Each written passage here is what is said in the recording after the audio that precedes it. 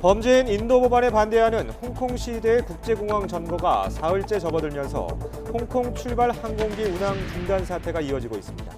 홍콩 경찰은 시위대 해산을 위해 공권력 투입을 검토하고 있고 중국은 이미 홍콩과 인접한 본토 선전시에 장갑차 수십 대를 배치했습니다. 문재인 대통령은 일본의 경제보복 조치에 대해서 남에게 흔들리지 않는 나라를 만드는 디딤돌이 될 것이라며 유연하게 대응하겠다고 강조했습니다. 특히 우리 경제 기초는 세계 신용평가기관이 인정할 정도로 매우 튼튼하다며 시장을 불안하게 하는 가짜뉴스를 경계해야 한다고 지적했습니다. 일본의 수출 규제에 대응하고 관련 산업을 키우기 위해 정부 여당과 청와대가 관련 예산을 2조 원 가까이 늘리고 예비 타당성 조사를 면제해 불확실성을 최소화하기로 했습니다. 자유한국당은 잘못된 예산 편성이라고 반발했습니다. 일본 화장품 기업 DHC가 혐한 방송을 계속해서 파문이 커지자 DHC 한국 대표가 뒤늦게 사과문을 냈지만 소비자들은 진정성이 없다는 반응입니다. 국내 화장품 판매업체들이 사실상 DHC 제품 발주와 판매를 속속 중단했고 불매를 넘어선 퇴출 운동은 더 거세질 것으로 보입니다. 국회에서 열린 보수진영 토론회에서 문재인 대통령은 정치적 괴물이고 해방 당시 대한민국은 방목한 짐승들이 돌아다니는 상태였다는 등의 주장이 난무했습니다. 이 토론회는 5.18 망언으로 징계받은 자유한국당 이종명 의원이 주최했습니다. 6살 아들과 새방에서 숨진 채 발견된 40대 탈북 여성의 냉장고에서 발견된 먹을거리는 고춧가루뿐이었습니다. 극단적 선택이나 타살 정황이 없어 굶어서 숨진 것으로 추정되는데 올해 초 이혼하면서 생활고를 겪고 긴급 생계지원금 등 탈북민 지원을 제대로 받지 못한 것으로 드러났습니다. 여러분 안녕하십니까? 8월 14일 수요일 굿모닝 화이트 시작합니다. 이른바 송환법에 반대하는 홍콩 시위대의 국제공항 점거가 계속되면서 홍콩 출발 항공편의 운항 중단 사태가 다시 이어지고 있습니다. 홍콩 경찰은 공항 점거 시위대 해산을 위해서 공권력 사용을 검토하고 있다고 밝혔습니다. 박상남 기자의 보도입니다. 홍콩 국제공항은 어제 오전 정상을 되찾으면서 출발 항공편의 운항이 한때 재개되기도 했습니다. 하지만 오후 들어 다시 송환법 반대 시위대 수천 명이 공항으로 몰려들어 출국장 게이트를 봉쇄하면서 탑승 수속이 중단됐습니다. 결국 공항 측은 현지 시간으로 어제 오후 4시 반 이후 공항에서 출발하는 모든 항공편의 운항을 취소했습니다. 다만 홍콩으로 들어오는 항공편의 착륙은 허용될 것이라고 밝혔습니다. 시위대의 공항 점거로 항공편 취소가 속출하면서 관광객 수천 명이 극심한 불편을 겪었습니다. Everywhere, like on the websites, it was like the flight is still on. So I came to the airport and it was canceled and I'm still waiting like 7 hours. 국제도시 홍콩의 관문이 사실상 폐쇄되는 초유의 사태를 맞자 홍콩 정부는 법질서 확립 원칙을 재천명했습니다. The chief executive's responsibility is to ensure that Hong Kong remains a safe and orderly and law-abiding city. That is my utmost responsibility. 홍콩 경찰도 시위대 해산을 위한 공권력 투입 가능성까지 언급했습니다. 홍콩의 시위가 갈수록 격화하면서 중국 정부가 무력을 동원할 가능성이 높아지고 있다는 분석이 나오고 있습니다. 실제로 중국 정부는 최근 홍콩과 인접한 본토의 선전시에 무장 경찰 소속 장갑차 수십 대를 집결시켜 놓은 상태입니다. 도널드 트럼프 미국 대통령도 현지 시간 13일 트위터를 통해 중국 정부가 병력을 홍콩과의 경계 지역으로 이동시키고 있다고 밝혔습니다. YTN 박상남입니다. 이처럼 홍콩 시민들의 반정부 시위가 갈수록 확산하고 있습니다. 의사와 간호사 등 의료계도 동참하기 시작했고 경찰의 폭력 진압을 규탄하는 광고 비용 모금 운동까지 진행되고 있습니다. 김영수 기자가 보도합니다. 지난 6월 시작된 홍콩 시민들의 반정부 시위는 10주째 이어지고 있습니다. 특히 경찰의 과잉 진압에 여성 1명의 실명 소식이 전해지며 홍콩 시민들의 분노는 걷잡을 수 없이 커졌습니다.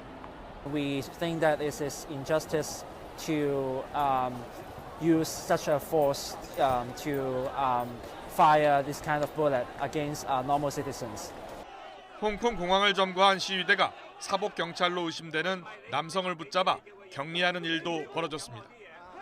경찰은 이 사람을 데려가겠다며 공항에 진입했고 일부 시위대와 충돌하며 부상자도 발생했습니다. 공항 밖 도심에서는 홍콩 의료진의 집단 농성이 연이틀 이어졌습니다. 因為我覺得近日警察所做嘅嘢實在太過暴力，即係對香港市民嚟講，其實係一個好大嘅傷害。作為醫護人員，其實真係唔希望任何人受傷。咁見到即係見到呢啲情況，其實有陣時真係好痛心。 세계 각국 언론에 광고를 싣기 위한 모금 운동도 벌어졌습니다. 홍콩의 유명 온라인 포럼은 3시간 만에 2만여 명으로부터 30억 원을 모았습니다. 중국 정부의 강력한 경고에도 홍콩 시민들의 반정부 시위는 갈수록 확산하며 장기화하는 양상이 나타나고 있습니다. YTN 김영수입니다. 최근 홍콩이나 타이완을 별도의 국가로 표시한 글로벌 기업들이 중국에서 곤욕을 치르고 있는 가운데 엑소의 중국인 멤버 레이가 비슷한 이유를 들어서 삼성전자와의 모델 계약을 해지했습니다. 엑소 멤버 레이는 중국 SNS인 웨이보 공식 계정에 올린 성명을 통해 레이가 모델로 활동하는 삼성전자의 공식 사이트에 국가와 지역의 정의가 불분명한 점이 있다고 주장했습니다. 이와 관련해 삼성전자 관계자는 당사자가 정확히 어떤 점이 문제가 되는지를 밝히지 않아 현재 파악 중이라고 설명했습니다. 네, 요즘 막바지 가마솥 더위가 기승을 부리고 있습니다. 서울의 밤사이 최저기온은 26.3도로 밤사이에도 열대야가 나타났는데요. 낮에는 폭염 경보 속에 기온이 35도까지 오르면서 어제만큼 덥겠습니다. 이렇게 기온이 크게 오르면서 대기가 불안정해지는 오후부터는 5에서 70mm가량의 소나기가 예상되니까요. 출근길 작은 우산 하나 챙기시는 게 좋겠습니다. 서울 등 내륙 대부분 지역에는 폭염 경보가 내려졌습니다. 홍천의 낮 기온이 36도, 대전 35도, 대구 34도까지 치솟겠고요. 동풍이 부는 동해안 지역은 강릉 30도, 포항 29도로 더위가 주춤하겠습니다. 10호 태풍 크로사는 광복절인 내일 일본을 강타할 것으로 예상됩니다. 내일 새벽 일본 규슈를 스치듯 지난 뒤 혼슈에 상륙하겠고 오후부터 동해상으로 진출할 것으로 보입니다. 태풍이 점차 북상하면서 동풍이 부는 동해안 지역은 오늘 오후부터 영남과 제주도는 밤부터 비가 오기 시작하겠습니다. 모레 아침까지 동해안과 울릉도, 독도의 많은 곳은 250mm 이상의 폭우가 쏟아지겠고요. 내일부터 서울 등 전국 대부분 지방에도 20에서 60mm의 비가 오겠습니다. 비와 함께 초속 15m 안팎의 돌풍도 몰아치겠습니다. 태풍의 직접 영향권에 드는 울릉도와 독도, 남해와 동해상은 오늘 밤부터 내일 사이 태풍특보가 내려지겠고요. 부산과 울산 등 영남 해안과 영동에는 강풍특보가 내려질 전망입니다. 막바지 피서 계획하신 분들 많으실 텐데요. 동해안 지역은 모레까지 너울성 파도도 높게 일 것으로 보이니까 해안가 안전사고에 각별히 주의하시기 바랍니다. 지금까지 상암동 야외 스튜디오에서 박현실입니다. 우리나라에 대한 잇따른 경제 보복으로 일본 내부에서 높은 지지를 받는 아베 총리가 이를 발판 삼아서 개헌에 박차를 가할 뜻을 분명하게 밝혔습니다. 이른바 한국 때리기로 얻은 정치적 효과가 작지 않은 만큼 이런 분위기를 계속 이어갈 가능성이 커 보입니다. 도쿄 황보현 특파원입니다. 우리의 추석에 해당하는 오봉명절을 맞아 지역구인 야마구치를 방문한 아베 총리. 선친인 아베 신타로 전 외무상 묘 앞에 두 손을 모으고 앞으로의 각오를 다집니다. 이에 앞서 외할아버지인 기시 노부스케 전 총리 묘소도 들렀습니다. 기시 전 총리는 지금 아베 총리처럼 1950년대 말 전쟁 가능한 국가를 만들기 위한 개헌을 추진하다가 결국 실패한 인물입니다. 성묘를 마친 아베 총리는 앞으로 일본을 전쟁 가능한 국가로 만들기 위한 개헌 논의에 속도를 내겠다는 뜻을 분명히 했습니다. 国会において憲法の議論をいよいよ本格的に進めていくべき時を迎えているということを報告いたしました。 중의원과 참의원에서 각각 3분의 2 이상 동의로 개헌안이 발의된 뒤 국민투표에서 과반을 얻어야 개헌이 완성됩니다. 중의원은 개헌 지지 세력이 3분의 1을 넘지만 최근 선거가 끝난 참의원은 3분의 2에서 4석 정도 부족해 개헌안 발의조차 쉽지 않은 상황. 그런데도 아베 총리가 개헌에 다시 시동을 건 것은 일부 야당에서 개헌 논의에 나설 수 있다는 입장을 보이면서 새로운 동력을 얻었기 때문입니다. 또 한국에 대한 경제 보복이 역사 문제로 갈등을 빚고 있는 한국을 제대로 손봐줬다는 식으로 인식되면서 일본 여론의 높은 지지를 받는 점도 배경 중 하나로 꼽힙니다. 한국 때리기에 대한 지지가 아베 내각 지지로 연결되고 결국 아베 총리가 밀어붙이는 개헌에도 도움이 될 것으로 판단할 개연성이 크기 때문입니다. 일본이 한 것과 똑같이 한국도 일본을 화이트리스트에서 제외한다고 발표하면서도 대화의 문은 열어뒀지만 일본은 반발만 할 뿐 대화 의지는 찾아볼 수 없습니다. 이 같은 반응은 한국에 대한 강경 자세 유지가 아베식 개헌 완성에 플러스가 될 것이라는 시각과 무관치 않아 보입니다. 도쿄에서 YTN 황보현입니다.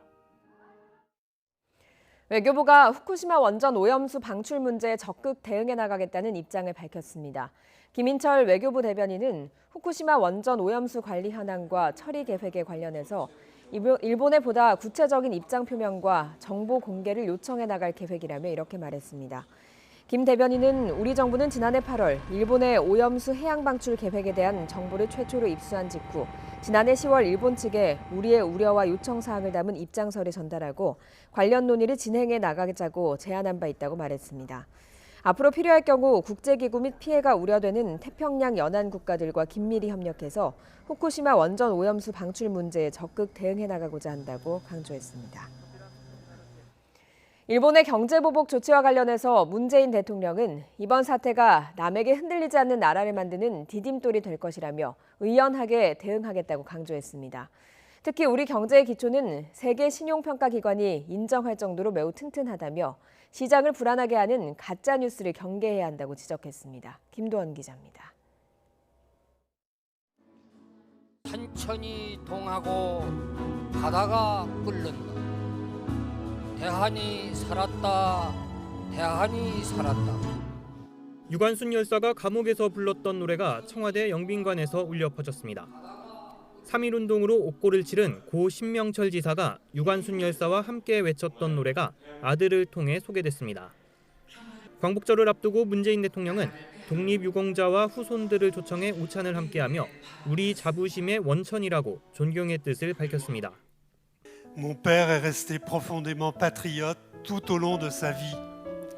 Il a toujours apporté son soutien à son pays, même avec des moyens modestes. 독립유공자 어르신들의 살아 생전에 평화와 번영의 한반도를 꼭 보여드리고 싶습니다. 문 대통령은 우리는 미래지향적 관계를 맺으며 일본이 잘못된 역사를 깊이 성찰하길 바랐지만 오히려 경제 보복에 나섰다고 비판했습니다. 그러면서 100년 전 기미 독립선언서를 인용해 우리 국민은 여전히 의연하고 성숙한 대응을 하고 있다고 평가했습니다.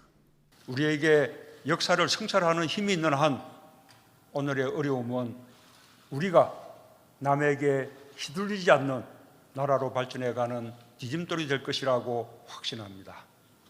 문 대통령은 이에 앞서 국무회의를 주재하고 부품 소재 산업 경쟁력 강화 등 수출 규제 대응과 경기 활성화 대책을 주문했습니다. 여건이 녹록하진 않지만 근본적인 성장세와 재정 건전성 등 경제의 기초 체력은 튼튼하다는 점도 강조했습니다. 근거 없는 가짜뉴스나 허위 정보 그리고 과장된 전망으로 시장의 불안감을 키우는 것을 경계해야 합니다.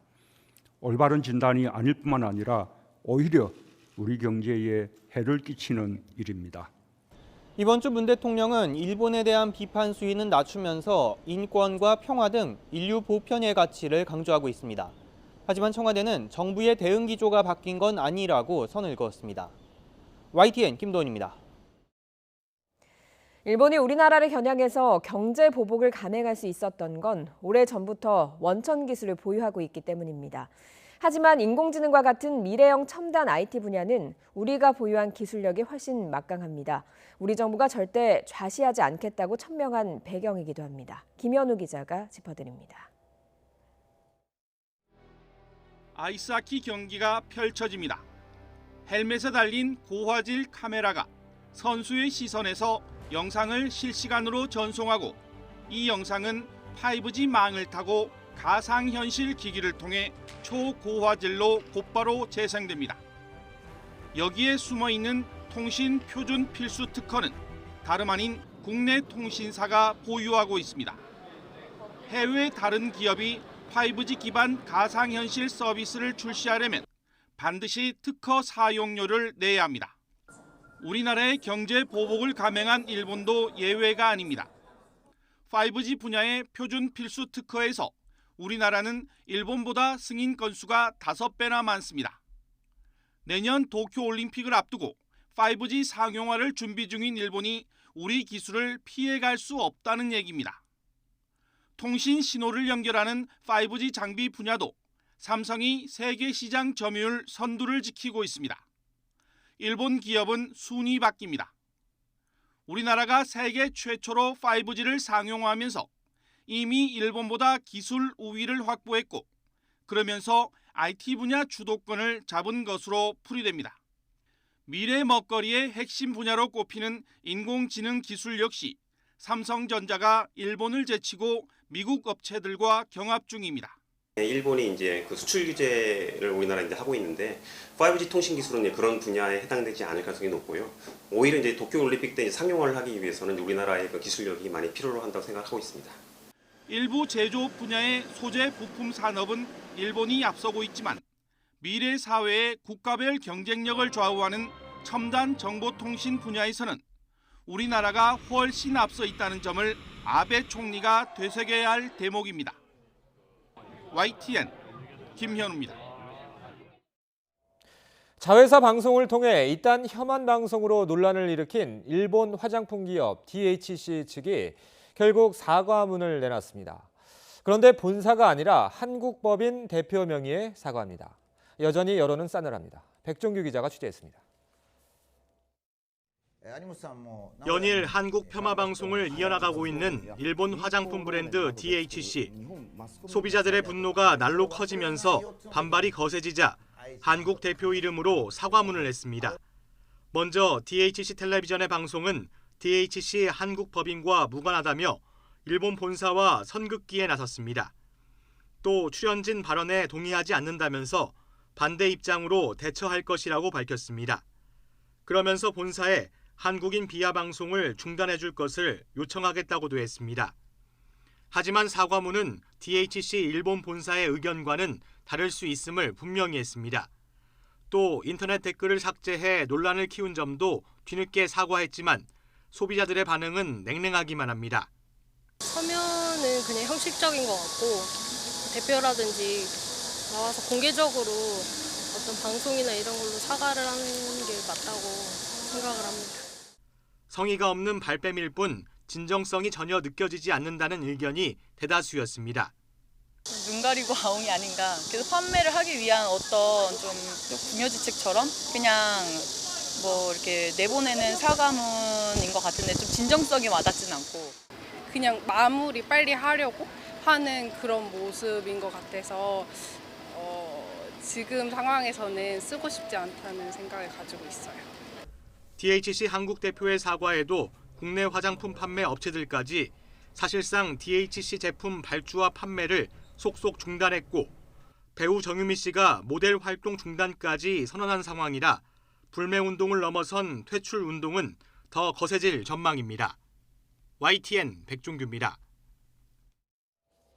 일본군 위안부 피해자 기림의 날 기념식이 오늘 오전 11시 서울 백범 김구 기념관에서 열립니다. 지난해에 이어 올해 두 번째로 열리는 기념식에는 위안부 피해자와 유가족, 시민단체와 시민 등 300여 명이 참석합니다. 올해 기념식은 위안부 피해자 할머니를 다룬 영화 애움길의 이승현 감독이 사회를 맡았고 유족이 위안부 피해자였던 어머니께 드리는 편지가 낭독될 예정입니다. 8월 14일은 지난 1991년 일본군 위안부 피해자였던 고 김학순 할머니가 위안부 피해 사실을 처음으로 공개 증언한 날입니다. 이와 함께 매주 수요일 옛 일본 대사관 앞에서 열리는 수요 집회가 오늘은 10개 나라 34개 도시에서 동시에 열립니다. 정의기억연대는 오늘 정오부터 1시간 반 동안 국내 13개 도시와 일본, 미국 등 해외 9개 나라 21개 도시에서 수요 집회를 함께 개최할 예정이라고 밝혔습니다. 오늘 대대적인 행사를 여는 건 정기 수요 집회가 1,400회를 맞는 데다 일본군 위안부 기림의 날까지 겹치기 때문입니다. 정부와 여당 청와대가 일본의 수출 규제에 대응하기 위한 내년 예산을 대폭 늘려 2조 원 가까이 책정하기로 했습니다. 또 관련 산업을 키우기 위해 예비 타당성 조사도 면제하는 방안을 추진합니다. 이만수 기자가 보도합니다. 국회에서 만난 더불어민주당과 정부, 청와대의 판단은 같았습니다. 일본의 수출 규제가 다시 반복될 가능성이 높으니 우리 산업에 미칠 불확실성을 미리 차단하자는 겁니다. 일본의 수출 제한 조치가 가져오는 직접적인 피해보다도 이런 불확실성이 가져오는 간접적인 피해가 더 클 수도 있겠습니다. 더불어민주당 싱크탱크 민주연구원을 만난 4대 그룹도 적극적으로 요구사항을 전달했습니다. 민주당은 소재, 부품, 장비 분야 경쟁력 강화를 위한 지원을 아끼지 않겠다고 화답했습니다. 국익이라고 하는 큰 원칙 앞에 모두가 원팀으로 함께 일치 단결해서 비상하게 대응해야 될 상황인 것 같습니다. 당정은 일단 1조 6천억 원 규모 사업에 대한 예비 타당성 조사 면제도 추진할 계획입니다. 또 돈을 더 풀어 경제에 활력을 넣겠다는 이른바 확장적 기조 속에 일본 수출 규제 대응 예산을 2조 원 가까이 대폭 늘려잡기로 했습니다. 이 예산은 보다 과감하게 또 발굴해서 반영하는 것으로 의견을 모았습니다. 이럴 경우 내년 예산안이 530조 원에 이를 것이란 예상도 나오자 자유한국당은 발끈했습니다. 예산이 사용되는 부분에 대해서 저희가 상당히 이것은 잘못된 예산 편성의 길로 가고 있다고 보기 때문에 이 부분에 대해서는 추후 검토해서 다시 말씀드리겠습니다. 일본의 경제 도발에 대응하기 위한 대책이 쏟아지는 가운데 여권 일각에서는 지나치게 많은 일정에 집중도는 오히려 떨어졌다는 지적도 나옵니다. YTN 이만수입니다. 문재인 대통령은 정치적인 괴물이며 해방 당시 대한민국은 방목한 짐승들이 돌아다녔다. 또 일본의 혐한 방송 내용인가 싶으실 텐데 국회에서 열린 토론회에서 나온 막말들입니다. 5.18 망언으로 제명 결정이 내려졌던 자유한국당 이종명 의원이 주최한 자리였습니다. 조은지 기자가 취재했습니다. 2019년은 대한민국 건국과 임시정부 수립 100주년을 맞는 해입니다. 국회 토론회에 나온 보수 성향 학자들은 건국 100년 주장은 역사적인 사기라고 잇따라 반기를 들었습니다. 그냥 만세 해가지고 이제 살았다지만 방목한 이 짐승들이 누구 주인인지도 없이 길거리에 들판에 막 돌아다니는 그런 상태였는데 이 해방은 우리 능력으로 한 것이 아니라 연합국이 만들어 준 거 아닙니까? 8.15 해방에 맞춰져 있습니다. 정부 수립에 대한 이야기는 한마디도 없었습니다. 대한민국 정부 수립과 건국은 다르다 이렇게 생각하는 분이 문재인 대통령입니다. 일제치하에서 세워진 임시정부는 국가의 구성 요소인 영토와 국민, 주권을 갖추지 못했고 국제사회에서도 공인되지 않았다며 임정 수립을 건국 시점으로 볼 수 없다는 겁니다. 뉴라이트 계열의 이 학자들은 이 과정에서 부적절한 발언으로 위태로운 주장을 이어갔습니다. 그건 삐뚤어진 역사관, 그 삐뚤어진 역사학자들의 강의를 들은 장본인들이 80년대의 주사파들이고 문재인이라는 하나의 정치적인 괴물을 탄생시킵니다. 이어 1919년은 임신한 날일 뿐이고 1945년 산통이와 1948년 출산했다면서 임신한 날을 생일로 치는 사람은 없다고 비유하기도 했습니다. 아슬아슬 위태로운 발언이 나온 토론회는 공교롭게도 5.18 망언으로 당에서 제명 징계를 받은 자유한국당 이종명 의원이 마련한 자리였습니다. 친일 청산, 또 자칫 과거사 청산에만 매진하는 과거 지향적인 행사로 이렇게 전락될 수 있는 위기에 있는 것 같기도 합니다. 광복절이냐 건국절이냐 대한민국 정체성을 좌우할 상징적인 날이 해묵은 진영 싸움이 됐고 여기에 막말까지 더해져 생산적인 토론은 더 멀어진 모습입니다. YTN 조은지입니다. 탈북 여성과 6살 아들이 새방에서 숨진 채 발견됐습니다. 집에서 먹을거리라곤 고춧가루가 전부였는데 굶어서 숨진 것으로 보입니다. 이영원 기자의 보도입니다. 서울 관악구 임대 아파트에서 40대 여성과 6살 배기 아들이 숨진 채 발견됐습니다. 10년 전 국내에 들어온 탈북민 42살 한모 씨로 지난해 이곳으로 옮긴 뒤 외부와 단절된 채 지낸 것으로 알려졌습니다. 그렇게만 알고 있어요. 요금 미납으로 수도가 끊겼는데도 연락이 없는 것을 수상하게 여긴 관리인이 신고했는데 이미 숨진 지 2달 남짓 지난 상태였습니다. 경찰 조사 결과 극단적 선택이나 타살 혐의점이 없는 데다 냉장고에선 고춧가루를 빼곤 먹을거리가 발견되지 않아 굶어서 숨진 것으로 추정됩니다. 자살을 추정한 이유는 그 집안에 먹을 게 하나도 없었어. 냉장고고 뭐 이렇게 쿠션에 그러게 그때 발견됐을 때 갔을 때 집에 먹을 게 하나도 없어서. 한 씨는 국내에 정착해 중국 동포와 결혼했다가 올해 초 이혼하면서 생활고를 겪은 것으로 알려졌습니다. 하지만 긴급 생계 지원금 등 탈북민 지원을 제대로 받지 못한 것으로 드러났습니다. 충분히 저희들이 도와드릴 수 있었음에도 불구하고 이런 서비스가 연결이 못 돼서 정말 안타깝고 미안한 마음입니다. 그 제도나 과정에 어떤 점이 허점이 있는지를 지금 찾아보고 있는 중입니다. 북한 이탈주민 지원재단 측은 다른 탈북자와 교류가 없던 한 씨가 도움받을 방법을 몰랐을 가능성이 크다고 밝혔습니다. YTN 이영훈입니다. 이번 사건과 관련해 통일부는 탈북민에 대한 관리가 안 됐던 부분이 있다고 밝혔습니다.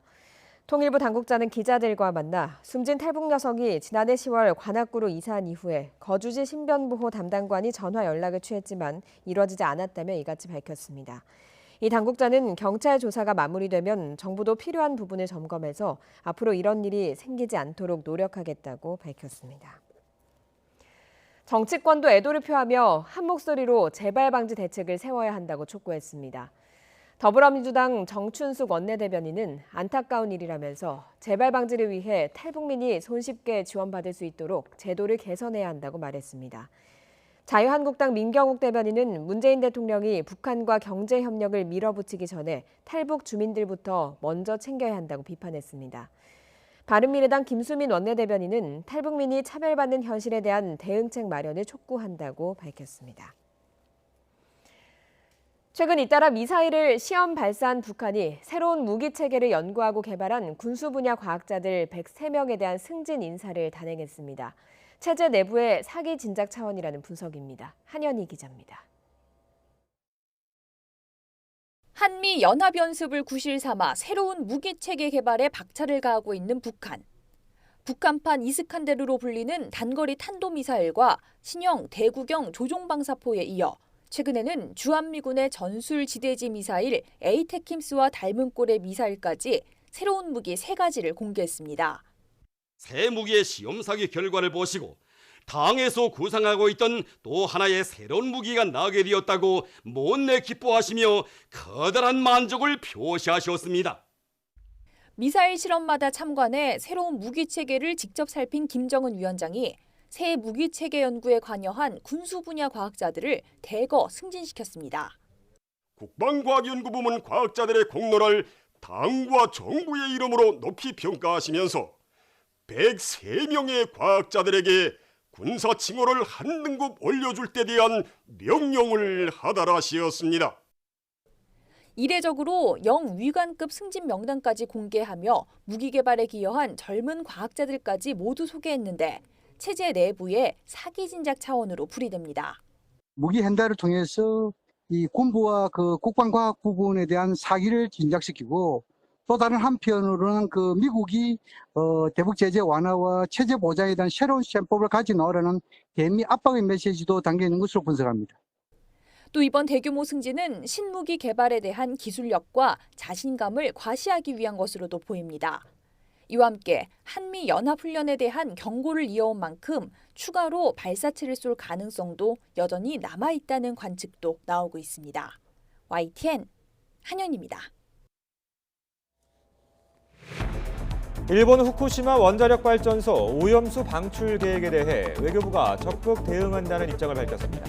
우리 정부가 적극 대응 의지를 공개적으로 밝힌 건 이례적인데 최근 악화한 한일 관계가 반영된 것으로 평가됩니다. 내년 도쿄올림픽 경기장 가운데 일부는 폭발 사고가 났던 후쿠시마 원전에서 멀지 않은 곳에 있어 방사능 공포가 계속 커지고 있습니다. 국내 환경단체들은 후쿠시마 원전에서 오염수가 계속 나는데도 일본 정부가 이를 외면한 채 대회를 정치적 수단으로 악용하고 있다며 날선 비판에 나섰습니다. 범죄인 인도 법안에 반대하는 홍콩 시위대 국제공항 점거가 사흘째 접어들면서 홍콩 출발 항공기 운항 중단 사태가 이어지고 있습니다. 홍콩 경찰은 시위대 해산을 위해 공권력 투입을 검토하고 있고 중국은 이미 홍콩과 인접한 본토 선전시에 장갑차 수십 대를 배치했습니다. KT 채용 비리가 이루어졌던 2012년 당시 KT 비서실에서 관리했던 이석재 전 회장 지인 명단이 법정에서 공개됐습니다. 1,100명이 넘는 유력 인사가 포함됐는데 이 가운데 딸이 채용된 김성태 의원은 중요도 최상의 요주의 인물로 평가됐습니다. 후쿠시마 원전의 오염수 방출 문제와 관련해 외교부가 적극적으로 대응하겠다는 입장을 밝혔습니다. 공개적으로 적극적인 대응 의지를 밝힌 건 이례적인데 최근 악화한 한일 관계가 반영된 것으로 해석됩니다. 왕선택 통일외교 전문기자의 보도입니다. 일본 후쿠시마 원전 오염수 방출 계획과 관련해 우리 정부는 지난해 8월 처음으로 정보를 입수했다고 외교부 김인철 대변인이 설명했습니다. 정부는 이후 일본에 대해 우려를 전달하고 관련 논의 진행을 제안했습니다. 지난 1월 국제환경보호단체 그린피스 보고서 발표 이후에도 일본에 투명한 정보 공유와 관련 협의를 요구했습니다. 이에 대해 일본은 오염수 처리 방안과 시기는 검토 중이고 향후 계획에 대해서는 앞으로 설명하겠다는 기본 입장만 알려왔다면서 정부는 앞으로 적극 대응할 방침이라고 김 대변인은 밝혔습니다. 국제기구 그리고 피해가 우려되는 태평양 연안국가들과도 긴밀히 협력하여 후쿠시마 원전 오염수 방출 문제에 적극 대응해 나가고자 합니다. 앞으로 대응과 관련해 정부는 오는 9월 국제원자력기구 IAEA 총회와 오는 11월 중국에서 열리는 한중일 원자력 고위 규제자 회의 등에서 문제를 제기하는 방안을 검토 중입니다. 이와 관련해 우리 정부가 일본산 농수산물 수입 금지 조치를 확대할 가능성도 관심 대상으로 떠올랐습니다. 일부에서는 가능하다는 관측을 제기했지만 한 외교부 관계자는 그런 것을 검토하는 상황은 아닌 것 같다고 분위기를 전했습니다. 일부에서는 오염수 방출 문제와 관련해 내년 도쿄올림픽 불참도 고려해야 한다는 의견도 제기되고 있습니다. 이에 대해 김인철 대변인은 오염수 방출 문제에 적극 대응한다는 것이 정부 입장이라면서 구체적인 답변은 회피했습니다. YTN 왕선택입니다. 후쿠시마 원전 문제가 더 민감한 이유는 내년에 열리는 도쿄올림픽 때문이죠. 국내 환경단체들은 일본 정부가 오염을 제대로 통제하지 못한 채 대회를 정치적 수단으로 악용하고 있다며 비판에 나섰습니다. 이경국 기자가 보도합니다. 시민단체들이 옛 일본 대사관 앞에 모여 도쿄올림픽을 둘러싼 방사능 공포와 관련해 아베 정부를 규탄했습니다. 이들은 사고가 났던 후쿠시마 원자력발전소에서 오염수가 계속 발생하고 있는데도 일본 정부는 이를 외면하고 있다고 지적했습니다. 후쿠시마 핵발전소 복구에 오히려 매진해야 한다. 평화의 축제인 올림픽을 자국 내 홍보수단으로 삼는 아베 총리의 행태를 우리는 강력히 규탄한다. 대회 개막까지 1년도 남지 않은 상황. 일본은 재건과 부흥을 이번 올림픽의 기치로 내걸었습니다. 이를 증명하듯 후쿠시마 원전에서 20km 떨어진 곳에서 성화봉송이 시작되고 야구 개막전과 소프트볼 경기는 70km가량 떨어진 아즈마 구장에서 진행됩니다. 전문가들은 피폭 가능성을 우려합니다. 토양이나 나무나 이런 데 흡착돼 있던 먼지 형태로 돼 있던 것들이 다시 재활성화돼서 이제 운동장으로 바람 타고 영향을 끼치 이런 개연성들이 있기 때문에 지난 4일 후쿠시마 앞바다에서 발생한 지진처럼 반복되는 자연재해도 공포심을 키웁니다. 지하수 유출을 막는 차폐 시설이라든지 아니면 방사물질 방출을 막고 있는 커버라든지 여러 안전 시설들에서 문제가 생길 수는 있죠. 대표단 식사도 문제입니다. 일본은 후쿠시마산 농수산물을 선수촌에 공급하겠다고 이미 여러 차례 밝혔습니다. 청와대 청원 게시판엔 보이콧을 요구하는 의견이 잇따르고 있지만 대한체육회는 불참은 검토하지 않는다고 못 박았습니다.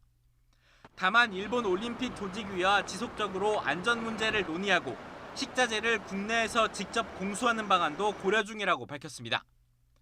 YTN 이경국입니다. 일본과 거래하는 우리 중소기업의 절반은 일본의 화이트리스트 배제 조치에 무방비 상태인 것으로 나타났습니다. 정부는 소재와 부품, 장비의 국산화를 위해서 대기업과 중소기업이 협력할 수 있도록 길을 트는 데 발벗고 나섰습니다. 최하영 기자가 취재했습니다. 우리나라를 화이트 리스트에서 제외하는 일본의 조치는 오는 28일부터 시행됩니다. 불과 보름 정도가 남았습니다. 실제 시행에 들어가면 일본 정부로부터 자율준수 프로그램, ICP 인증을 받은 기업과 거래하는 대기업보단 그렇지 못한 중소기업에 타격이 예상됩니다. 우리 중소기업이 일본에서 제품을 수입하는 비중은 평균 65%로 꽤 높은 편입니다. 하지만 중소기업의 절반가량은 일본 정부의 화이트리스트 배제 조치에 여전히 무방비 상태인 것으로 조사됐습니다. 특히 중소기업 10곳 가운데 6곳은 반년 안에 영향을 받을 것으로 예상했습니다. 또 실제로 이제 중소기업들이 내가 거기에 해당이 되는지 부분도 아직은 불분명할 겁니다. 그러다 보니까 준비를 해야 되겠다 또는 어떻게 해야 되겠다는 생각을 아직은 하지 못했을 것 같고요. 여기에 우리 중소기업이 기술 경쟁력을 확보하고 있어도 대기업이 쓰지 않는 구조도 어려움을 더하고 있습니다. 사실 어려웠던 점은 국내 대기업들이 국산화가 돼 있는 소재 부품을 잘 사용하지 않고 일본 제품을 더 신뢰하는 경향이 있고 규모의 경제 갖추면서 원가 절감하는 부분이 상당히 어려움을 많이 겪고 있습니다. 그런 만큼 정부의 발걸음도 빨라지는 모양새입니다. 당장 이번 사태를 계기로 소재와 부품, 장비 산업의 자립화를 위한 체질 개선에 나서고 있습니다. 대기업이 필요로 하는 품목을 제안을 하면 국내 중소기업이 개발 생산을 하고 또 대기업이 구매하는 협력 체계를 구축해야 된다라고 생각합니다. 일본의 수출 규제로 촉발된 위기를 과연 기회로 바꿀 수 있을지. 그 해법 가운데 하나가 중소기업의 피해를 최소화하고 강소기업으로 탈바꿈하도록 모든 정책적 지원을 아끼지 말아야 한다는 목소리가 더욱 커지고 있습니다. YTN 최하영입니다.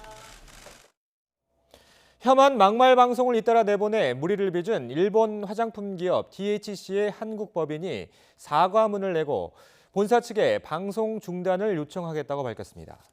DHC 코리아는 홈페이지와 페이스북 등에 김무전 DHC 코리아 대표 명의의 사과문을 올려 DHC 텔레비전 관련 문제로 무리를 일으킨 점에 대해 깊이 사과한다고 말했습니다. DHC 코리아 관계자는 사과문을 내는 것과 관련해 본사 측과 의견이 조율되지 않아 DHC 코리아 명의로 낸 것이고 본사의 입장은 아니라고 말했습니다. 태풍이 북상하면서 한반도로 뜨거운 열기를 불어넣고 있습니다. 밤사이에도 후덥지근했는데요. 양산의 최저기온이 28.1도로 초열대야에 버금가는 더위를 보였고 서울도 25.9도로 곳곳에서 25도를 웃돌면서 열대야가 이어졌습니다. 오늘 낮까지 가마솥 더위가 계속되겠습니다. 서울을 비롯한 내륙 곳곳에 폭염경보가 내려져 있는 가운데 오늘 서울 기온은 35도까지 오르겠고요. 홍천은 36도, 대구 34도까지 오르겠습니다. 무더운 날씨 속에 대기가 불안정해지면서 오후부터 밤사이 중서부와 호남 내륙 지역에 강한 소나기가 올 것으로 보입니다. 예상되는 소나기의 양은 5에서 최고 70mm로 지역별로 강수차가 무척 클 것으로 보입니다. 나오실 때 오늘 출근길 우산도 준비를 하셔야겠습니다. 현재 위성 모습입니다. 10호 태풍 크로사는 여전히 중형급의 강한 세력을 유지한 채 일본 남동쪽 해상에 바짝 다가와 있습니다. 태풍 크로사는 광복절인 내일 새벽 규슈 남단을 스치듯 지나서 혼슈에 상륙을 할 것으로 보이는데요. 태풍은 중형급의 강한 세력을 유지한 채 일본 열도를 광타할 것으로 보입니다. 내일 늦은 오후에 태풍은 동해상으로 진출을 하겠습니다. 이에 따라 오늘 밤 영남을 시작으로 내일 전국에 비가 오겠습니다. 특히 울릉도와 독도, 남동 해상은 태풍의 직접 영향권에 들겠고요. 동해안 지역은 간접 영향권에서 강한 비바람이 불겠습니다. 모레까지 동해안과 울릉도, 독도에 250mm 이상의 많은 비가 오겠습니다. 서울 등 중서부와 영남 지역 최고 60mm의 비가 내릴 전망입니다. 또 남해안과 동해안은 해일이 발생할 우려도 있습니다. 막바지 피서철을 맞아서 해안가를 찾는 분들 많으실 텐데 각별한 주의가 필요하겠습니다. 기상센터였습니다. 범죄인 인도법안 이른바 송환법에 반대하는 홍콩 시위대의 국제공항 점거 사태가 오늘로 사흘째로 접어들면서 항공대란의 장기화가 우려되고 있습니다. 현재 언론 보도에 따르면 어제 오후 수천 명에 달하는 송환법 반대 시위대가 다시 홍콩 국제공항 출발장으로 몰려들었습니다. 시위대로 체크인 업무가 사실상 중단됨에 따라 홍콩 국제공항 측은 어제 오후 4시 30분 이후 공항에서 출발하는 모든 항공편의 운항을 취소했습니다. 다만 홍콩으로 들어오는 항공편에 대한 착륙은 허용될 것이라고 공항 측은 밝혔습니다. 홍콩에선 의사와 간호사 등 의료계도 경찰의 강경 진압을 규탄하는 시위에 나섰습니다. 홍콩 아동병원과 퀸 메리병원 등 홍콩 주요 병원의 의료진 100여 명은 어제 퀸 엘리자베스 병원에 모여서 시위대를 향한 경찰의 폭력 진압 중단을 촉구했습니다. 일부는 경찰이 쏜 고무총에 맞아 시위 참가 여성의 오른쪽 눈이 실명위기에 처한 것에 항의하기 위해서 붕대나 안대로 오른쪽 눈을 가리고 시위에 동참했습니다. 홍콩 문제 해결을 놓고 중국과 미국의 갈등도 커지고 있습니다. 미국이 중국의 홍콩 시위 강경 진압에 반대 입장을 분명히 하자 중국은 내정 간섭이라면서 강력하게 반발하고 있습니다. 이동우 기자가 보도합니다. 홍콩 시위가 커지면서 중국이 강경 진압에 나선 데 이어 군대까지 동원될 수 있다는 전망이 나오자 미국이 중국을 향해 경고 메시지를 보냈습니다. 미국 상원을 이끄는 공화당의 미치 맥코널 원내대표는 트위터를 통해 홍콩 시위에 대한 어떠한 폭력적인 단속도 용납할 수 없으며 전 세계가 지켜보고 있다고 강조했습니다. 존 볼턴 백악관 안보보좌관 등 고위 관리도 홍콩의 자치권 존중과 정치적 표현, 집회의 자유를 강조하며 중국 압박에 가세했습니다. 앞서 미 국무부는 홍콩 시위 주도자들과 미국 영사가 만나는 장면이 중국 매체들에 공개되자 중국을 겨냥해 폭력배 정권이라고 비난했습니다. 그러자 중국 정부가 내정 간섭이라면서 강력 반발하고 나섰습니다. 美政要及外交官员会见接触反中乱港分子，无端指责中国中央政府为暴力违法行为张目，破坏香港繁荣稳定。 홍콩 주재 중국 외교부 사무소 양광 대변인도 미국은 자국에서는 경찰 습격 행동에 대해 무자비하게 처벌하면서 홍콩 경찰의 문명적인 법 집행을 평화 시위 탄압으로 매도한다고 불만을 토로했습니다. 양 대변인은 홍콩 문제는 완전히 중국 내정이라면서 어떠한 국가나 조직이 개입하는 것도 용납하지 않을 것이라고 강조했습니다.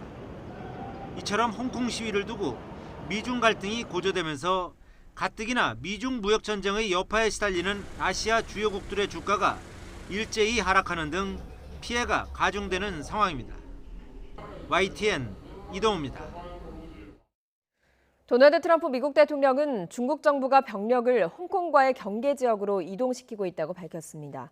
트럼프 대통령은 현지 시각 13일 트위터에 올린 글을 통해서 홍콩의 범죄인 인도 법안 반대 시위와 관련해 중국 병력이 이동하고 있다며 이같이 밝혔습니다. 트럼프 대통령은 정보기관으로부터 이 같은 보고를 받았다고 덧붙였습니다. 법무부 장관 지명 이후 말을 아끼던 조국 후보자가 산호맹 사건 연루 논란에 대해 할 말은 많지만 청문회에서 충분히 답하겠다고 말했습니다. 야당 측은 연일 공세를 이어가고 있습니다. 권남기 기자가 보도합니다. 조국 법무부 장관 후보자가 인사청문회 준비사무실로 출근합니다. 야당의 비판이 집중된 남한 사회주의 노동자 동맹 산호맹 사건에 대해서 할 말은 많다면서도 즉답을 피했습니다. 할 말은 많습니다만은 인사청문회 때 충분히 답드리도록 하겠습니다. 앞서 황교안 자유한국당 대표 등은 산호맹 사건에 연루돼 국가보안법 위반 혐의로 실형을 선고받은 조 후보자의 과거를 거론하며 법무부 장관 자격이 없다고 공세를 폈습니다. 국가 전복을 꿈꿨던 사람이 법무부 장관 될 수 있습니까? 조 후보자는 앞으로 있을 인사청문회에서 수감 당시 엠네스티 양심수로 선정된 것과 이후 고문 사실 등이 드러나 사건 관계자들이 사면 복권됐다는 점 등을 강조할 것으로 보입니다. 조 후보자는 이 밖에도 현 정부의 검찰개혁 방향과는 다르게 검찰이 수사 지휘권과 종결권을 유지해야 한다는 과거 자신의 논문에 대해선 시대의 변화 등을 이유로 들었습니다. 2005년 제가 개인적으로 쓴 논문입니다. 그리고 그 시대적 상황이 바뀌기도 했습니다. 조 후보자는 법무부 장관 지명 이후 페이스북 등 SNS 활동을 자제하는 것에 대해선 국회에서 말하는 것이 기본 도리라며 불필요하게 야당을 자극하지 않겠다는 뜻을 내비쳤습니다. YTN 권남기입니다. KT 채용 비리와 관련해 이석재 전 회장의 비서실이 관리하던 지인 명단이 법정에서 공개됐습니다. 1,000명이 넘는 유력 인사들이 포함되는데 이 가운데 김성태 의원은 중요도 최상의 요주의 인물로 분류돼 있었습니다. 김대겸 기자의 보도입니다. 김성태 의원의 딸이 KT에 부정 채용됐던 지난 2012년 당시 KT 비서실에서 김 의원을 최상의 요주의 인물로 평가한 내부 문건이 법정에서 공개됐습니다. 검찰이 KT 비서실에서 관리했던 이석재 전 회장의 지인 리스트를 증거로 낸 겁니다. 김성태 의원 이름 옆엔 요주에 전화 관련 시비를 많이 거셨던 국회의원이라는 문구와 함께 KT 출신 중요도 최상이라는 설명이 적혀 있었습니다. 명단에는 이 전 회장과 친분이 있는 유력 인사 1,100여 명의 이름과 특이사항이 담겨 있는 것으로 알려졌는데 그 가운데 일부만 공개됐습니다. 증인으로 나선 옥모 전 비서팀장은 이 전 회장의 지인 정보를 공유하기 위해 문건을 만들었다고 설명했습니다. 명단에는 허범도 전 새누리당 의원의 이름도 올랐는데 허 전 의원의 딸 역시 인적성 검사와 2차 면접에서 불합격 수준의 평가를 받고도 최종 합격했습니다. YTN 김대겸입니다.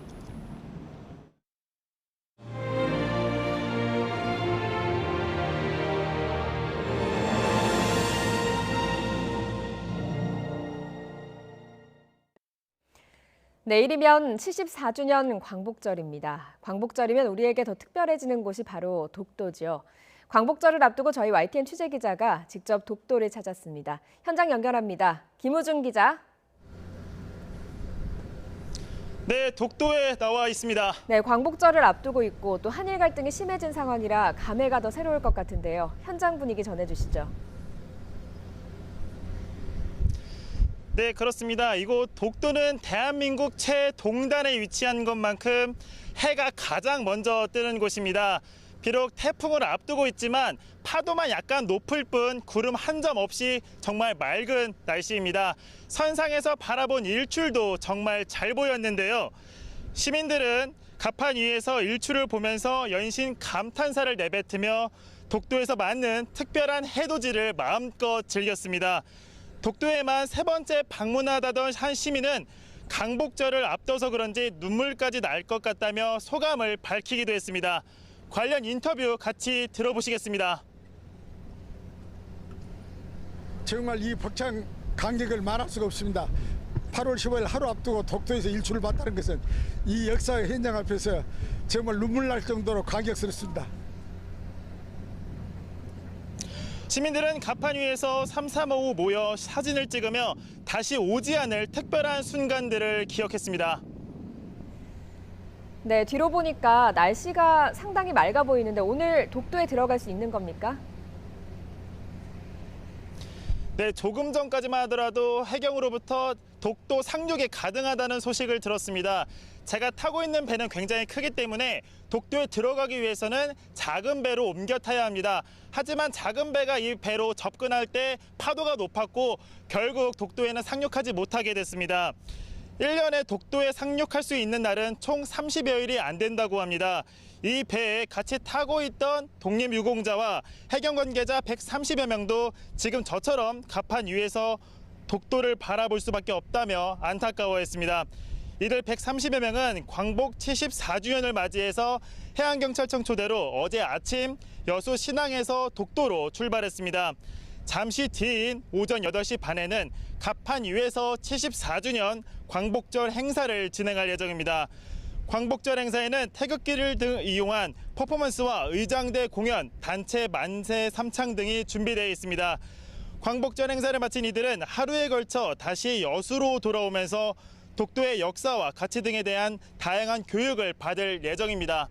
지금까지 독도에서 YTN 김우준입니다. 포항 호미곶은 호랑이 모습을 한 한반도의 꼬리라는 의미를 담고 있습니다. 그런데 일제는 민족 혼이 담긴 지명을 지우고 장기갑이라는 이름을 갖다 붙였습니다. 이렇게 일제의 잔재가 남은 땅 이름을 되돌려서 민족의 정기를 되살리자는 시도가 이어지고 있습니다. 박희재 기자입니다. 한반도에서 가장 먼저 해가 뜨는 것으로 알려져 매년 수많은 사람이 해돋이를 보러 찾는 곳. 경상북도 포항의 호미곶입니다. 과거 선조들은 한반도가 만주를 향해 포효하는 호랑이로 보고 우리나라 동쪽 끝에 있는 이곳을 호랑이 꼬리, 호미라고 불렀습니다. 하지만 일제는 한반도를 호랑이 대신 겁이 많은 동물이라며 토끼에 비유하기도 했는데 결국 말의 갈기에서 따온 장기라는 지명의 일본식 행정명칭인 갑을 더해 장기갑이라는 이름으로 바꿔버렸습니다. 해방 이후 50년 넘게 장기갑으로 불린 이곳은 지난 2001년 호미곶이란 이름을 되찾았습니다. 장기갑이 일본식 표현이라 그래서 이걸 호미곶으로 변경했다고 그렇게 나오네요. 일제가 교묘하게 바꾼 한자어를 원상복구한 경우도 있습니다. 제 뒤로 보이는 인왕산이 대표적인 예입니다. 일제강점기에 쓰인 표기를 지난 1995년이 되어서야 바로잡았습니다. 인왕산의 가운데 글자인 임금 왕자를 지우려고 왕성할 왕자로 바꿔 쓰던 것을 원래 지명으로 되돌린 겁니다. 일제의 잔재가 남아있는 지명이란 사실에 너무 놀랐어요. 많이 알려주고 또 사람들의 공감을 구하면서 점차적으로 우리의 그 정서에 맞게 지명을 바꾸는 것이 필요하다고 생각합니다. 이렇게 지명에 남은 일제의 흔적을 본격적으로 지우기 시작한 건 1987년, 32년 동안 60여 곳이 과거의 이름을 되찾았습니다. 2006년에 일제강점기에 왜곡되거나 지역 주민이 사용하기 불편한 행정구역 명칭에 대한 일제 정비를 추진하게 됩니다. 강원도 강릉의 왕산을 끝으로 8여년 동안 14곳의 명칭을 변경했는데요. 최근에는 일본의 경제 보복이 이어지면서 기차역 이름을 바꾸자는 움직임도 일고 있습니다. 경북 칠곡군에 있는 외관읍은 조선시대 일본인들이 머물며 활동하던 장소의 명칭이 지명으로 굳은 경우입니다. 주민들은 지명은 물론 기차역 등 주요 시설에도 쓰이는 외관이라는 이름을 지우자며 노외관 운동을 펼치고 있습니다. 습관적으로 생활하다 보면 또 정체성을 잃고 지배당할 수 있다라고 생각이 듭니다. 일제 잔재 지명을 우리 생활 속에서 영원히 지워버려야 정말 진정한 청산이 아닌가 하는 생각. 물론 이미 굳어진 지명을 바꾸는 일이 쉽진 않습니다. 외관이라는 이 이름 자체는 별로 좋은 이름은 아니기 때문에 정말 뜻있는 그런 이름으로 바꾸는 것은 좋대. 세계적으로 이름난 이 외관이라는 그 지명을 함부로 바꾸기는 좀 어려우니까.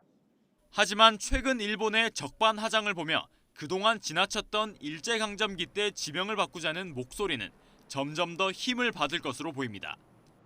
YTN 박희재입니다. 미국 정부가 일부 중국산 수입품에 대한 추가 관세를 3개월 정도 연기하기로 했습니다. 트럼프 대통령은 연말 크리스마스 시즌 쇼핑에 악영향을 미치지 않기 위한 취지라고 설명했습니다. 워싱턴에서 강태욱 특파원입니다. 미 무역대표부가 일부 중국산 수입품에 대한 10% 관세 부과를 오는 12월 15일로 연기했습니다. 대상 품목으로 휴대전화, 랩톱, 비디오 콘솔, PC 모니터 등입니다. 또 특정 품목들은 관세 대상 리스트에서 제외한다고 덧붙였습니다.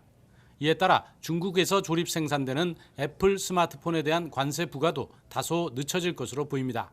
이를 두고 트럼프 대통령은 연말 크리스마스 시즌 쇼핑에 악영향을 미치지 않기 위한 취지라고 설명했습니다.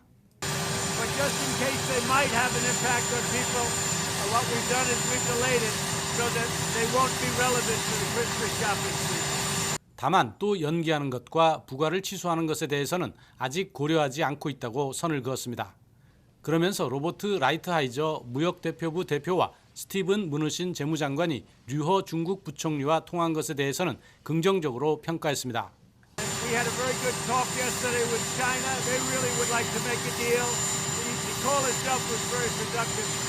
트럼프 대통령은 하지만 농산물을 구매할 것이라고 수차례 약속했지만 결정을 미뤄왔다고 중국을 압박하는 언급도 빼놓지 않았습니다. 워싱턴에서 YTN 강태웅입니다.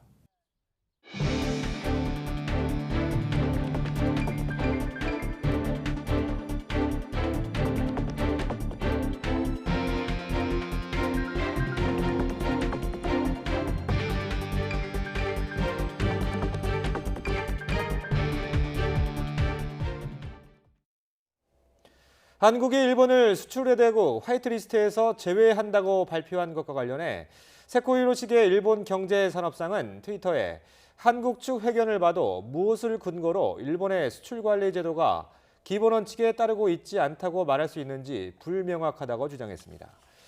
마이니치 신문은 이는 세코 경제산업상이 한국 측 대응에 불쾌감을 표시한 것이라고 전했습니다. 교도통신도 일본 정부 관계자가 이번 한국의 대응에 대해 정당한 이유가 없고 자의적인 측면이 강하다는 반응을 보였다고 전했습니다.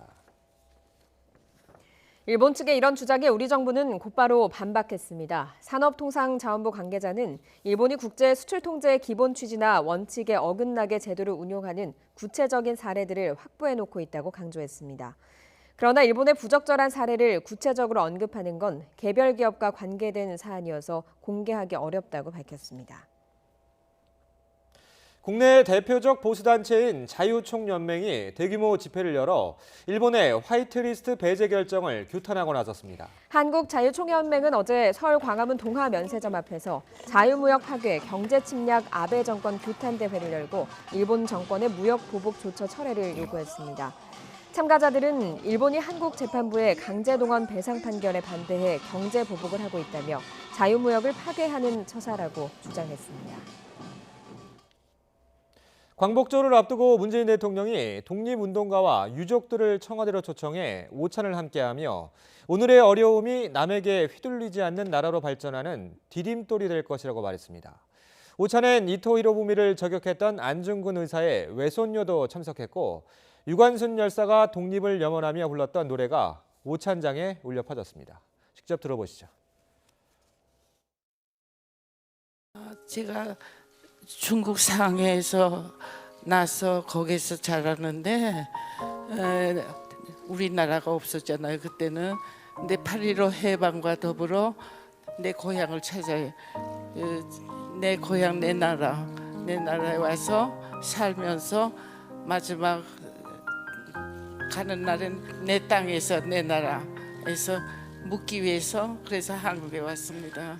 Je suis tellement honoré de recevoir la médaille destinée à mon père, qui, j'en suis sûr, partagera cet honneur avec moi, lui qui est là-haut dans le ciel. Je suis fier d'avoir le sang de mon père et du sang coréen. 제가 고등학교 때 어머님이 자주 부르셨어요. 서대문 형무소에 수감됐을 때 8호 감방에서 같이 불렀던 노래라고 말씀하셨습니다. 대한이 살았다, 대한이 살았다. 산천이 동하고 바다가 끓는다. 대한이 살았다, 대한이 살았다. 광복절을 맞아 무궁화 묘목이 대규모로 도심 광장에 펼쳐졌습니다. 독립을 주제로 한 공모전에서도 태극기와 함께 다양한 색채의 무궁화가 화폭에 담겼습니다. 이기정 기자입니다. 문화예술회관 앞 광장에 전시된 다양한 색깔의 무궁화. 7월부터 10월까지 약 100일 동안 아침 일찍 피는 무궁화는 햇볕을 좋아합니다. 중심부가 순백색인 배달개와 붉은 무늬가 있는 단심개, 가장자리에 붉은 무늬가 있는 아사달개로 구분되는 무궁화는 강인한 생명력을 자랑하는 나라꽃입니다. 들꽃 볼 때에 비해는 훨씬 더 웅장하고 뭔가 수수한 화려함이 있는 것 같아서 오히려 무궁화가 진짜 이렇게 예쁘구나 하는 다시 한번 그런 생각이 드는 느낌? 인천시는 광복절 당일 무궁화 묘목과 허브 식물을 나눠주면서 시민들이 무궁화를 직접 체험하는 기회도 마련했습니다. 태극기와 무궁화를 화폭에 담은 전시회도 한창입니다. 독립운동 100주년을 맞아 열린 공모전에서 수상하게 된 어린 작가들은 무궁화에 대한 애정이 남다릅니다. 제가 무궁화를 그린 까닭은 우리나라가 무궁화처럼 밝게 빛났으면 하는 생각이 있기 때문이었습니다. 그림을 그리다가 우리나라 꽃인 무궁화가 생각나서 무궁화를 그렸어요. 광복 74주년을 맞아 나라꽃인 무궁화가 이름 그대로 영원히 피고 지지 않는 꽃이 되길 기대해봅니다. YTN 이기정입니다. 세계무역기구 WTO에 불만을 표출해온 트럼프 미국 대통령이 상태가 개선되지 않는다면 미국은 WTO에서 탈퇴할 것이라고 경고했습니다. 트럼프 대통령은 펜실베니아주 모나카에 있는 셀 석유화학 단지를 방문해 행한 연설에서 만약 우리가 해야만 한다면 WTO를 떠날 것이라고 말했습니다. WTO는 1994년 미국의 주도로 무역 분쟁을 해결하기 위해 만들어진 국제기구로 국제 통상 질서의 틀이자 분쟁의 중재자로 기능해 왔습니다. 그러나 트럼프 대통령은 취임 이후 WTO 개혁이 이루어지지 않으면 탈퇴도 불사하겠다며 무용론을 주장했습니다. 노벨상 수상자 배출을 위해 설립됐다는 기초과학연구원의 부끄러운 민낯이 속속 드러나고 있습니다. 어젠 성희롱 사건을 전해드렸는데요. 이를 무마하려 했던 외국인 단장이 측근들을 핵심 요직에 앉혔다는 의혹도 제기됐습니다. 이성규 기자가 단독 취재했습니다. 기초과학연구원 IBS의 이 연구단은 4개 연구그룹과 3개 팀으로 구성됐습니다. 외국인 단장 본인이 그룹 리더를 겸직하고 있고 나머지 3개 그룹 리더 가운데 1명은 자신의 제자입니다. 팀 리더 3명 가운데도 1명은 친분이 있는 사이고 1명은 제자입니다. 연구단 내 주요 부직 7개 가운데 단장 본인과 관련자가 4자리씩이나 꿰차고 있는 셈입니다. 심지어 자신의 제자인 팀 리더의 부인까지 연구원으로 일하고 있습니다. 연구단은 IBS 규정에 따라 적법한 절차로 이들을 채용했다는 입장입니다. 하지만 과학계는 극히 이례적인 인적 구성이라며 꼬집습니다. 기초과학 분야는 다양한 의견을 통해 발전적인 연구 성과가 도출되는데 인맥 등으로 얽힌 편협한 인적 구성으로는 한계가 있다는 지적입니다. 같은 연구그룹 출신들이 서로 인맥으로 연결되어 있는 사람들이 와서 긴밀하게 협의는 할 수 있겠지만은 진짜 치열한 연구가 가능할 것인가에 대해서는 아마 누구라도 다 그 의문을 제기할 겁니다. 즉, 단기간 일정 수준, 성과가 가능할지는 몰라도 한국 사회가 IBS에 기대하는 수준의 획기적이고 창의적인 연구는 불가능하다는 겁니다.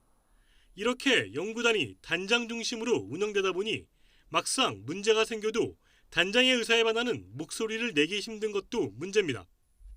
단장의 그냥 주관적인 생각 혹은 그룹 리더의 주관적인 생각이 너무나 절대적이고 그리고 그 밑에 있는 사람들은 이 조직적으로 그 향후 나가서도 이 사람들의 추천서가 없으면 굉장히 힘들 거라는 걸 아는 사람들이 너무나 알고 있기 때문에 연구원 채용부터 연구비 집행까지 무소불위의 권한을 행사하는 IBS 단장들.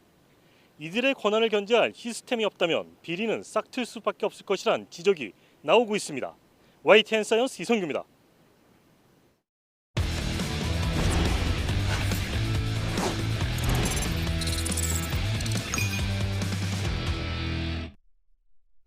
잉글랜드 프로축구 프리미어리그의 스타 선수 2명이 갱단의 위협을 받는 표적이 돼서 경기장에 가지 못하고 집에만 머무르고 있습니다. 24시간 경찰 경호까지 받아야 할 정도입니다. 김재영 기자가 보도합니다. 한 남성이 검은색 차량 앞에서 헬멧을 쓴 무장 강도에 맞서 싸웁니다. 한눈에 보기에도 위험해 보이는 흉기 앞에서도 남성은 온몸으로 강도 2명을 연이어 물리칩니다. CCTV 화면 속 남성은 프리미어리그 아스널의 수비수 콜라시나치. 콜라시나치는 지난달 말 영국 북런던 도로변에서 흉기를 든 무장 강도를 맨손으로 제압했습니다. 팀 동료인 외질과 함께 부부 동반으로 저녁을 먹으러 가던 길이었습니다. 사건 발생 2주 정도가 지난 현재 콜라시나츠와 외질은 더 큰 위험에 직면했습니다. 무장 강도가 속한 것으로 보이는 갱단이 두 선수 가족의 생명을 위협하고 있기 때문입니다. 이에 따라 두 선수는 안전을 위해 팀 일정에 합류하지 않고 경찰의 보호를 받고 있습니다. 사설 경호업체는 물론 런던 경찰까지 나서 두 선수의 집 주변을 24시간 지키고 있습니다. 지난주 리그 개막전부터 핵심 선수 2명을 잃은 아스널 구단은 피해가 이만저만이 아닙니다. The club is managing that circumstance, and we want to be with them as soon as possible. Will they be available next week games? I don't know now. 불안함 속에 두 선수는 다른 나라로의 이적을 고민하고 있다고 영국 언론은 전했습니다. YTN 김지영입니다. 프로축구연맹이 지난 11일 K리그1 전북과 포항 경기에서 나온 판정 논란에 대해서 심판의 핸드볼 판정이 오심이라고 인정했습니다. 당시 전북 로페즈는 역습 상황에서 득점을 기록했지만 슈팅 직전 공이 손에 맞았다는 주심의 핸드볼 판정으로 득점이 인정되지 않았습니다. 연맹은 당시 경기 주심에 대해 배정 정지 등 조치를 검토하겠다고 밝혔습니다. 심판의 판정에 항의하다 퇴장당한 울산 김도훈 감독이 상벌위원회에 넘겨졌습니다. 프로축구연맹은 오늘 김도훈 감독에 대해 상벌위를 열기로 했다고 밝혔습니다. 김 감독은 지난 11일 대구와의 경기에서 핸드볼 반칙에 대한 페널티킥이 선언되자 5분여 동안 주심을 상대로 거칠게 항의하다 퇴장당했습니다. 프로야구 5위 NC가 한화를 꺾고 3연승을 달렸습니다. 안방마님 양의지는 부상 복귀전에서 홈런도 치고 안타도 치면서 활약했습니다. 프로야구 소식 김상익 기자가 종합했습니다. NC는 1회 스몰린스키의 3점 홈런으로 기선을 잡았습니다. 한 달 만에 허리 부상을 털고 복귀한 NC 양의지는 첫 타석부터 안타로 타격감을 조율하더니 3회 두 번째 타석에서는 솔로 홈런을 쏘아올리는 등 4타수 3안타로 맹활약했습니다. NC가 가을 야구 합류를 위한 천군만마를 얻은 가운데 양의지와 강백호, 페르난데스 등이 벌이는 타격왕 경쟁도 흥미를 더하게 됐습니다. 한화 킬러 이재학은 5와 3분의 2이닝 동안 2실점으로 시즌 6승째를 챙기면서 한화전 10연승을 내달렸습니다. 반면 6위 KT는 하이팀 롯데의 발목이 잡히면서 5위 NC와의 승차가 3게임 반으로 벌어졌습니다. KT는 경기 초반 4대0까지 앞서갔지만 롯데 채태인과 이대호의 활약을 막지 못해 5대6으로 역전패했습니다. SK는 선발 문승원의 7이닝 1실점 호투와 한동민의 홈런포를 앞세워 삼성에 4대1로 이겼습니다. SK는 올 시즌 삼성전 9승 2패에 절대 우위를 이어간 가운데 마무리 하재호는 KBO 리그 데뷔 시즌 최다인 29세이브 신기록을 작성했습니다. 두산과 LG는 각각 기아와 키움을 누르고 나란히 2연승을 달렸습니다. 기아를 5대2로 누른 두산은 승차 없이 승률에서 키움에 앞서 지난달 17일 3위로 떨어진 이후 27일 만에 2위에 복귀했습니다.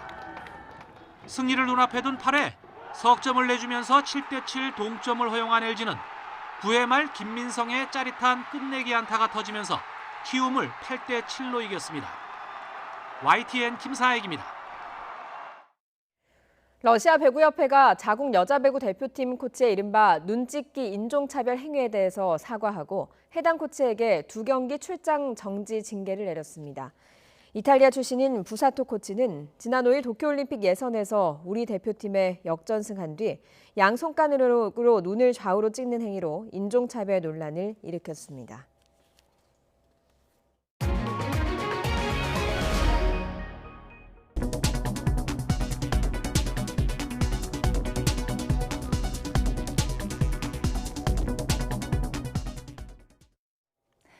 네, 밤사이에도 후덥지근하셨죠. 서울을 비롯한 곳곳에 열대야가 이어졌는데요. 태풍의 열기가 유입되면서 오늘 낮까지 가마솥 더위가 계속되겠습니다. 전국 곳곳에 폭염특보가 내려져 있는 가운데 서울 낮 기온은 35도까지 오르겠고요. 홍천은 36도, 대구 34도까지 올라 덥겠습니다. 무더운 날씨 속에 대기가 불안정해지면서 오후부터 밤사이 중서부와 호남 내륙 지역은 오늘 강한 소나기가 오겠습니다. 예상되는 소나기의 양은 5에서 최고 70mm로 지역별로 강수차가 무척 클 것으로 보입니다. 나오실 때 오늘 우산도 하나 준비를 하셔야겠습니다. 현재 위성 모습입니다. 10호 태풍 크로사가 여전히 중형급의 강한 세력을 유지한 채 일본 남쪽 해상에서 북상하고 있습니다. 10호 태풍 크로사는 광복절인 내일 새벽 규슈 남단을 스치듯 지나서 혼슈에 상륙을 할 것으로 보이는데요. 태풍은 북동진하면서 일본 열도를 관통하겠습니다. 내일 늦은 오후에 동해상으로 진출하겠습니다. 이에 따라 오늘 밤 영남을 시작으로 내일 전국에 비가 오겠습니다. 특히 울릉도와 독도, 남동 해상은 태풍의 직접 영향권에 들 것으로 보이고요. 동해안 지역은 간접 영향권에서 강한 비바람이 불겠습니다. 또 남해안과 동해안에선 해일이 발생할 우려도 있습니다. 해안가의 피서객들은 각별한 주의가 필요하겠습니다. 태풍 비구름에 동풍이 더해지는 동해안과 울릉도, 독도에 모레까지 250mm의 물폭탄이 쏟아지겠습니다. 서울 등 중서부와 영남, 전북 지역도 최고 60mm, 그 밖의 지역은 5에서 40mm의 비가 오겠습니다. 날씨 정보였습니다. 굿모닝 YTN 2부 잠시 후 8시에 이어집니다.